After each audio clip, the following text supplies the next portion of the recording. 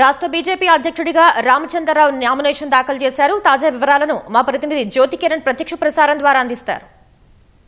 రామచంద్రరావు కాసేపటి క్రితమే నామినేషన్ దాఖలు చేశారు. 2 సెట్ల నామినేషన్ పత్రాలను ఎన్నికల రిటర్నింగ్ అధికారి శోభా కర్లాంజే గారికి అందజేశారు. దీనికి సంబంధించి సునీల్ బన్సల్ కూడా ఎన్నికల పరిశీలకులు ఉండడంతో ఆ నామినేషన్ పత్రాలకు సంబంధించి పూర్తిగా పరిశీలించిన తర్వాత అది నామినేషన్ అయితే దాఖలు చేశారు. అయితే రామచంద్రరావుతో పాటు అటు కిషన్ రెడ్డి, కేంద్ర మంత్రి కిషన్ రెడ్డి, బండి సంజయ్ కూడా ఈ నామినేషన్ ప్రక్రియలో పాల్గొన్నారు. అయితే ఈ నామినేషన్ సంబంధించి వేసే క్రమంలో బీజేపీకి సంబంధించినటువంటి జాతీయ కౌన్సిల్ సభ్యులు 10 మంది ప్రపోజల్స్ రామచంద్రరావుకు అనుకూలంగా వేయాలి. అయితే బీజేపీకి సంబంధించినటువంటి జాతీయ కౌన్సిల్ సభ్యులను కూడా ఇప్పటికే నియమించుకున్న పరిస్థితి. అయితే ఈ జాతీయ కౌన్సిల్ సభ్యులు ఏదైతే మొత్తం రాష్ట్రంలో ఉన్నటువంటి 17 పార్లమెంట్ స్థానాలకు సంబంధించినటువంటి ఒక్కో పార్లమెంట్ నుండి ఒక జాతీయ కౌన్సిల్ సభ్యులను ఎన్నుకుంటారు. అయితే ఈరోజు ఆ ప్రక్రియ కూడా సాగింది. అయితే దీనికి సంబంధించి మొత్తం 17 మంది జాతీయ కౌన్సిల్ సభ్యులు ఉండగా 10 మంది జాతీయ కౌన్సిల్ సభ్యులు నామినేషన్ పత్రాల మీద సంతకాలు చేయాలి, అంతేకాకుండా ప్రపోజల్ కూడా చేయాలి. కాబట్టి ఈ ప్రక్రియ అంతా ముగిసింది. కాసేపటి క్రితమే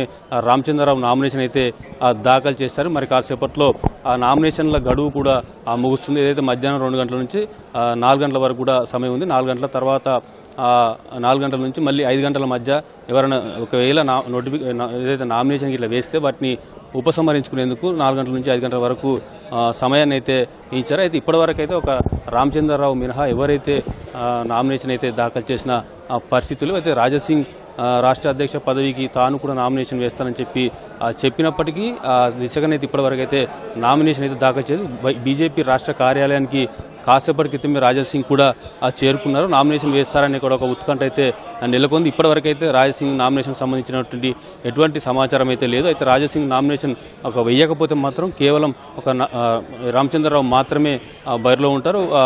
ఏదైతే సమయం ఉందో ఉపసంహరణకు సంబంధించిన గడువు అది ముగిసిన తర్వాత రామచంద్రరావు ఏకగ్రీవంగా ఎన్నికైనట్లు ఎన్నికల రిటర్నింగ్ అధికారి అనౌన్స్ చేసే అవకాశం ఉంది. దీని తర్వాత రేపు ఏదైతే సిటీ అవుట్కట్స్ వేద ఫంక్షన్ హాల్లో అధికారికంగా అందరి సమక్షంలో జిల్లా అధ్యక్షులు కానీ మిగతా జాతీయ కౌన్సిల్, స్టేట్ కౌన్సిల్, మండల అధ్యక్షుల సమక్షంలో రామచంద్రరావును అధ్యక్షునిగా అధికారికంగా ప్రకటించడంతో పాటు నియామక పత్రాన్ని కూడా అందజేయనున్నారు. మొత్తానికైతే రాష్ట్ర అధ్యక్ష పదవికి సంబంధించిన తతంగం అయితే తుది దశకు చేరుకుందని కూడా చెప్పుకోవచ్చు. శ్వేత.